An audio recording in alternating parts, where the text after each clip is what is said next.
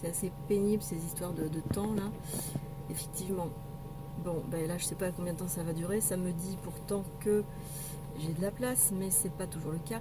Je sais pas quand est-ce que ça va couper, mais peu importe. On va essayer d'en dire le maximum. La relation de l'empreinte est de faire monter le taux vibratoire du corps. Donc d'aller vers, de tendre vers l'équilibre, qui sera, ça sera une forme de négantropie bien sûr. Donc d'arriver à équilibrer la mortalité du corps de manière à ce que la conscience arrive au stade de l'immortalité. Bon, c'est un petit peu complexe ça, mais c'est ça le but. Et à un certain moment, quand la conscience a atteint le stade de l'immortalité, elle maîtrise la matière pour générer elle-même le corps, etc. Enfin bon, tout ça c'est technique. L'histoire ici, c'est psychologique, et pour atteindre ça, il faut arriver à comprendre que la paix, qui donc est issue de cet équilibre vibratoire, de ce taux vibratoire équilibré, de ce pont réalisé, et la réalisation de ce pont, ça consiste en fait à désémotiver les mémoires astrales.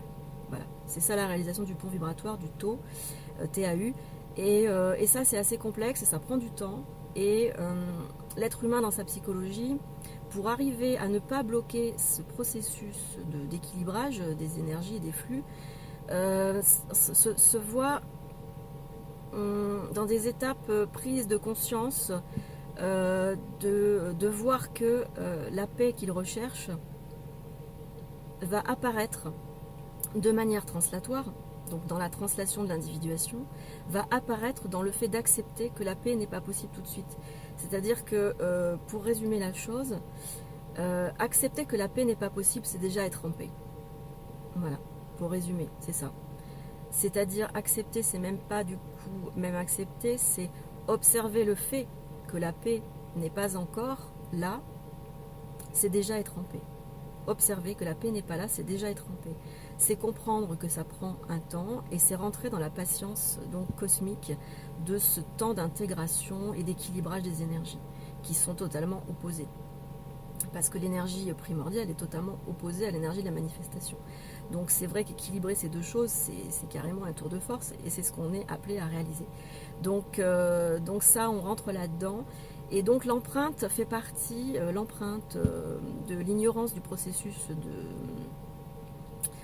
l'empreinte qui est à l'intérieur du processus d'individuation, qui commence par la phase involutive de développement de l'ego, et ce qui va servir en tant que programme à emmener l'ego dans son paroxysme de soumission.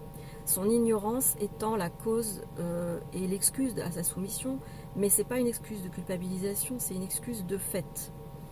Tant qu'on est ignorant, tant que l'être est ignorant, il va remettre son pouvoir, sa souveraineté aux mains de celui qui porte l'empreinte, c'est-à-dire l'autorité. C'est en général le père, mais ce n'est pas toujours le cas. Et puis ensuite, dans toute sociabilisation, il y aura des récurrences de cette empreinte patriarcale. Donc on va rechercher dans toutes nos relations une habitude qui sera empreinte de l'empreinte. Voilà. Et ce programme de l'empreinte n'aura de cesse de nous mener à la saturation de la soumission, jusqu'à ce que l'ignorance ait accompli son remplissage de données réflexives, et que la coupe est pleine.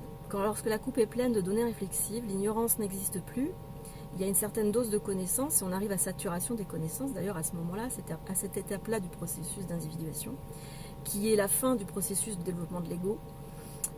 Quand donc ce processus de développement de l'ego est terminé, eh bien l'ego est arrivé à maturation, il a rempli sa coupe, et la coupe elle déborde, et c'est là qu'est la saturation. Et donc arrivé à la saturation, il va ensuite bien rentrer dans sa souveraineté, mais ça se fait pas tout de suite, et c'est là que la translation est importante, et que l'ego doit comprendre qu'il va passer par des périodes de paix, et ensuite par des périodes de conflit, parce que dans ces périodes de conflit, il va devoir affronter toutes les mémoires de la récurrence de l'empreinte.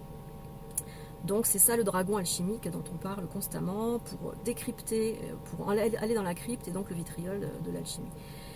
Donc c'est aller dans la mémoire de l'empreinte, dans toutes ses récurrences, et aller à la source de l'empreinte. Et aller voir l'être fragile et ignorant qui a été atteint dans sa souveraineté dès le départ, et qui, c'est une chose nécessaire, hein, c'est pas un mal, hein, voilà, c'est pas un mal en soi, c'est une chose tout à fait nécessaire, qui est une violence, c'est sûr, mais qui est une violence nécessaire. Hein, c'est le disque dur, il est vide, donc on le remplit, on fait des programmes, on exécute des programmes, et on asservit ce disque dur. On l'asservit par des programmes. Mais le temps de l'asservissement, lorsque la mémoire est pleine, arrive à sa fin, et à ce moment-là, le personnage rentre dans sa souveraineté, enfin doit rentrer dans sa souveraineté, et à ce moment-là se libérer de l'empreinte. Et la libération de l'empreinte, vous pouvez le voir dans le film Bienvenue chez les Ch'tis, lorsque Danny Boone arrive à voir sa mère et lui dire « Bon, ben maintenant, t'arrêtes de te mêler de ma vie, moi je vais faire ma vie avec ma femme parce que je l'aime, etc. » Et bien, sa mère qui a été dans la domination pendant toute la vie de ce pauvre homme, elle va constater que elle n'a plus besoin de le dominer parce que ça y est, il est arrivé à maturation. Elle lui dit maintenant, vas-y, sois heureux, t'as intérêt à être heureux, quoi. Voilà. Et elle se rend compte elle-même qu'elle a été ce programme de domination et que maintenant il n'a plus lieu d'être. Mais ça, c'est seulement lorsque la coupe a débordé de Danny Boone. Voilà. Donc c'est un petit peu ça qui se passe dans chaque être humain à un certain moment et qui l'amène à aller dans des états translatoires parce que c'est évidemment, une fois que la souveraineté est posée au niveau du facteur de l'empreinte, le facteur de l'empreinte va bien sûr bouger dans son exécution de programme de domination. Ça ne sera plus du tout la même chose. On va avoir une relation ensuite d'égal à égal, de plus en plus, parce que c'est pas forcément évident. Hein, l'ego du dominateur ne va pas forcément lâcher l'affaire. C'est pas toujours le cas.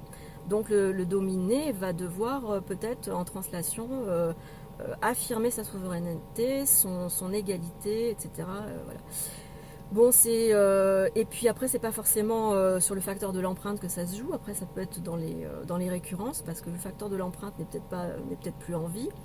Donc, on va devoir réaliser ça dans les récurrences de l'empreinte, c'est-à-dire dans toutes les dominations qui peuvent se présenter dans la vie et qui sont de toute façon une résonance de l'empreinte originelle. Enfin, en tout cas originelle, primordiale de la vie du personnage. Voilà, moi, ça va être l'heure maintenant d'aller au travail, donc je vous souhaite une bonne journée.